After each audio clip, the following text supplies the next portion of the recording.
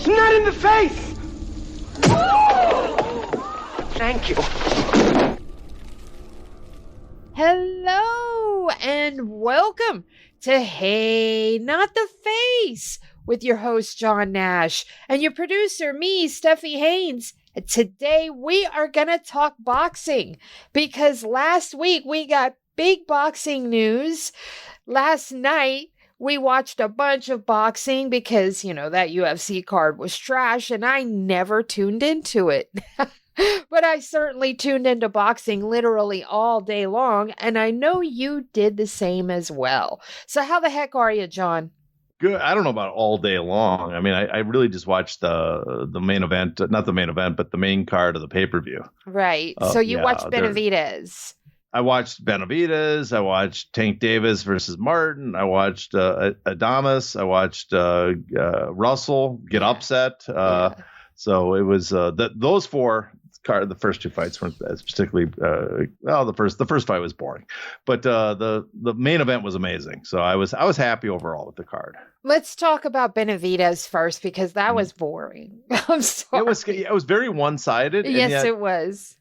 One thing, he completely dominated that fight. Won all maybe not all 12 rounds, but 10 or 11. I mean, why was the judging so messy? I didn't see the judge score on that. I went and I started. They had it a lot closer. One of the cards I believe was like 112, 115 or something like that. They had it within 2-3 rounds on most of the cards. And that's kind of shocking because it was clear cut for me, Benavidez. I mean, but the thing is that Vosdick, I think is how you pronounce his name. Alexander Oleg. Okay, but he didn't get killed. That's the thing. He got easily beat, but not killed. One thing that was shocking to me was even when Benavidez, first he didn't put up the combinations he normally does. He put up some, but not the number he normally does. Mm-hmm. But also, he got rocked once basically in the whole fight. Never really got rocked. I was kind of surprised by that. It makes me a little nervous about Benavidez fighting at light heavyweight because his damage he does to people is kind of his number one weapon. And I'm now a little nervous about his matchups with Bivol and Beterbiev would be like. But the other possibility is he did say he's ready to go. He didn't gain a ton of weight and he's ready to go back down to super middleweight. So maybe part of it is he hasn't completely committed to light heavyweight and hasn't bulked up for the division. And so there's that hope too, that he hasn't fully embraced the division. So there's still more, he could bring in more power if he added more weight. I don't know, but he won. It's funny because it was a clear cut win, but it didn't make me super excited to see him at light heavyweight. It made me want him to go back to super middleweight. Yes, exactly. And it was just one of the judges' scores, but that one judge, 116 to 112, when the other two were like 117, 111, 119, 109. That 116, 112 stuck in my craw. But like you said, his power did not translate up here at all. I mean, he was going to town on Alexander's midsection and it wasn't doing anything. It didn't even, it was literally doing nothing. Yeah, he caught him a couple times in the head and stuff. And there was one punch I remember where he rocked him a little bit, but nothing that felt like he was seriously in trouble ever. Right. So, which is kind of surprising. Also, he didn't, for whatever reason, he couldn't. He threw multi-punch combination, but nothing. I guess once or twice a little bit, but nothing like we've seen him before, where it's like 10 punches in a row. Yep. Just unloads on people. I didn't see him like that at all. So he was living and dying off the 1-2. Yeah, it's a weird thing to say that he did such a dominant performance and yet it was unsatisfying and kind of disappointing. And I just don't. I guess the way Beterbiev shut down. I mean, Beterbiev's fight with if you remember that Alexander fight with Beterbiev, it was actually closer than this fight. It was, but when Beterbiev did hurt him, it was lights out, and so shows you the power Beterbiev has. And we saw what Bivol did to Canelo. Not that Benavidez couldn't do better than Canelo against Bivol, but Bivol, if he doesn't have power, Bivol's the type of footwork guy. I just don't know if he'd if Benavidez can't deliver more than this, I don't know if he could beat him and finish him. Yeah. So what do we think about Benavidez and Canelo? Because everybody was talking just a few months ago, Canelo's dodging Benavidez, blah, blah, blah. What do we think now? I mean, I'd love to see it. I hope to see it. I still think Canelo is kind of dodging him. I think. Yes, I agree with you. But do you think he will now? I don't know. I mean, he's in some ways too, he's laid out the number he wants from the Saudis, seem to be interested in the fight. And he's saying, give me 200 million and I'll do it. Maybe they'll pay that much. If they do, it's, it was smart by him to hold out. Right. Yeah. But I mean, my thinking is Canelo has never been the type of guy to dodge people, but I think one thing you got to remember is Canelo is no longer a boxer. He's a business. He has a massive business in Mexico with gas stations, with all these other products. I think he's entered a phase where he's a little more protective of who he's fighting and when, because there's not just the millions in the ring on stake. There's multiples more on an empire at stake. And so I think he's very cautious about who he fights now. And also the Saudis made it clear they're willing to spend money. He might be thinking, I will hold out until, if the Saudis are really willing to throw money, I will hold out and I will only take this fight if they throw me a ton of money. What you just said right there is super interesting to me, because Conor McGregor also has an empire at stake as well. Now, I am not, please, listeners, do not mishear me. I am not questioning Conor McGregor's injury. But I am saying that his willingness to withdraw from this fight over, I believe the rumor mill has it, a toe injury. He said, I fought injured in my last fight. I'm not going to do that this time because it's kind of hard to sell Black Forge Stout when you can't get a win.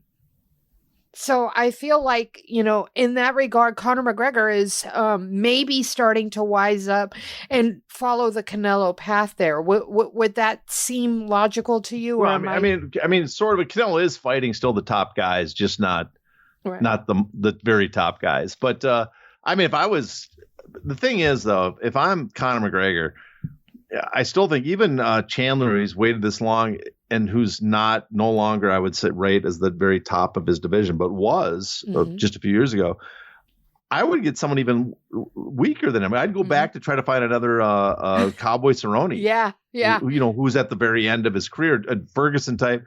Because if you look at the ticket sales that are happening, there is such a demand for Conor. It doesn't matter who he fights. Exactly. Just get a name, and I mean, I'm sure there's some pride thing he wants to prove himself against top fighter. The UFC also, do not want to just give him easy wins to run out of his contract.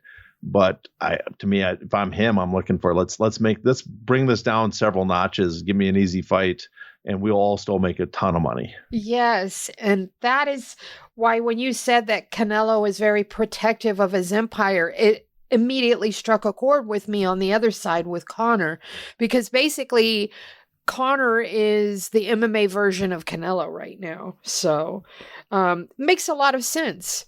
Now let's talk about Tank Davis, because that fight was awesome. I mean, who's going to beat Tank?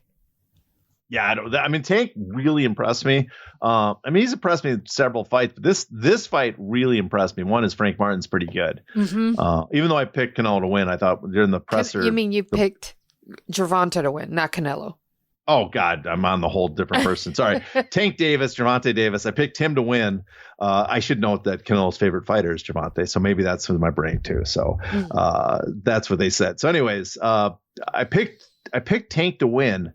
And so I wasn't shocked at the outcome. And I also picked him partly because there was a comment in the presser in the lead up where Tank Davis said that, you just started boxing in your teens. I think Martin started at 15 or 17. Mm-hmm. Started 17. Right? 17. He said, that's too late. And that is such a truism, especially at the lightweights. This is, you have to develop, this stuff has to be instinctual at some point. And you can kind of tell Tank Davis's skills is gotten really goddamn good, and his power is unbelievable at his weight, especially how outsized he is.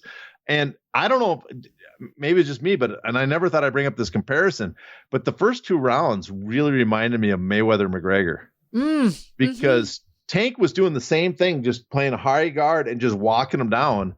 and basically get him to tire out as he approached him and throw punches. And I'm like, this is exactly what Mayweather did it for 4 rounds. So people got, all the fans that didn't know what he's doing got all excited thinking that McGregor was winning. But Tank did the same thing for 2 rounds. And then as soon as he started throwing the power, it turned into like Toshiro Mifune samurai movie where the samurai does one mitt twitch and the opponent moves wherever he wants him because he's so scared. That was Tank. One twitch and Martin was moving in the corner and stuck there because he would just intimidate him exactly where he wanted him to go. Now, at the same time, I do need to point out that Frank Martin did himself no favors allowing himself to be backed into that corner. Oh, yeah. You just cannot work off your back foot with Gervonta. You can't. And when you have all that reach and height advantage, you need to stay with it. He was on it in the beginning. His game plan in the beginning looked good. I realized Gervonta was sort of playing with his food, but if he had stuck with that game plan of keeping it in the center, he probably would have lasted longer than the 8th round. Yeah, it seemed like he had his offensive game plan was working. You know, he was doing counters. He was actually catching them occasionally. It was offensively, he looked like he had a plan. Defensively, he was just going wherever Tank wanted him to go. And that was the downfall. So, I mean, it was, listen, Tank looks great. I look forward to hopefully that the rumors for him versus Lomachenko are real.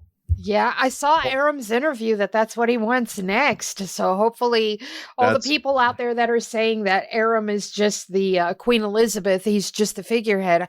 Hopefully what he's saying pans out because I would really like to see that. My guess is Tank is going down. You think? Yeah, I think I think the idea, which seems preposterous at first, he came in so easily at under 135 for this fight.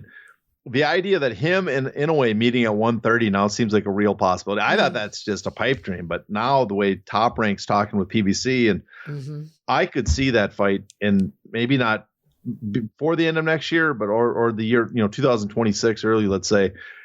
That would be, and it'd be a monstrous. That'd be just a massive fight on 2 continents. So I thought before that's just a kind of a fantasy matchup, but now I'm like, you know what? I see a real possibility that gets made at 130. I'd like to see it. I mean, Tank came in at 133.4. Yeah, and he looked like he made it easily. Yeah, smiling, laughing. I mean, he had no problems. Really good. I mean, Frank Martin came in under as well, and he looked really drawn out. But he's a bigger guy. But you put Gervonta and Inoue in there. You know, at first I used to think, that's just too much, but it's really not. Yeah, I mean, it's a bet. I mean, okay, Inoue's got to gain a bit. He's fighting at 122 right now. So it's 2 weight classes he'd have to move up. But I mean, losing dropping 5 pounds from where he's now to fight that at a fighter at 130 pounds, that's still a lot. So the matchup gets intriguing because Tank loses probably some power, but he's got a ton of power already, and the monster is giving up a little bit of weight, so in size. Yeah, and speed, because if he moves up, weight kills speed a little bit. Yeah, sometimes some guys retain it, some don't. I mean, so far he seemed to retain all of his. Surprisingly, he's retained his power, his speed moving up. But we will see if that. I mean, there's a limit to how far up you can go. All right, so we have waxed long enough about last night's boxing. Let's talk about last week's boxing that made all the headlines. So, are you ready to rock? To access the bonus content of this episode, you must be a paid subscriber. To do that, go to heynottheface.substack.com and subscribe today.